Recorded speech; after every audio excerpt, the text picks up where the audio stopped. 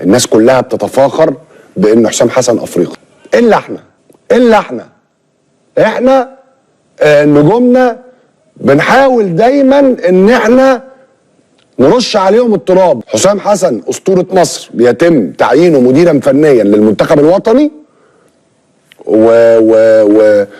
وبيتعرض لحملة شرسة، مش من الجمهور، ولكن في ناس مصلحتها ان ما يبقاش حد نجم وعنده شخصية قوية يبقى ماسك المنتخب.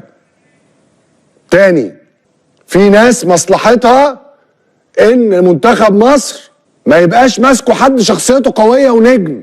بطلوا رعب من النجوم، لمعوا النجوم. الاساطير ما بتتكررش كتير.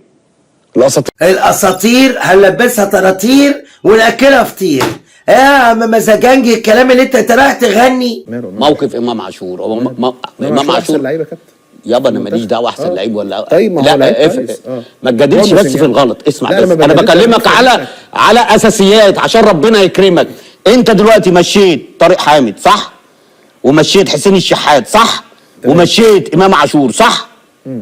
ضم الثلاثه اقسم بالله ارفع لك القبعه صح. انما هو اتفرض عليه امام عاشور، واخد بالك، وكان اللي كان مسافر مكانه عبد الله السعيد، واخد بالك. طيب انا ما عنديش مشكله ضم امام. ما طلعش قال الكلام ده خالص. مين؟ ما قالش حاجه حد. اسمع بس الكلام، اسمع واسكت. انا نفسي تسمع وتسكت. ازاي كابتن؟ اسمع بس، اسالك بس، اسمع بس. طب مين قال لك؟ وهو راجل ما اتكلمش وقال كده، ولا قال لك ان حاجه اتفرضت عليا؟ هو فيتوريا. وهيقول لك الكلام ده؟ ما يقولش. هو اهم حاجه طب اهو راح النهارده هياخد الشرط الجزائي. استنى بس، ما خدش لسه. لما هيرفع هياخد عقده كامل. حقه. طيب ماشي. اهو اللي كانوا اللي في ناس بتقول لك ايه، احنا كنا جايين بمشروع. تقريره الوحيد اللي طلع بيه قال لك احنا واجهنا ظروف صعبه واصابات. يا عم قول له بطل كدب. اذا كان قبل البطوله قال لك انا مش رايح اخدها، وهو ده حقيقه. لما مش رايح اخدها، ما رايح اشتري فيلين من كوتيفار، رايح يعمل شوبينج هناك.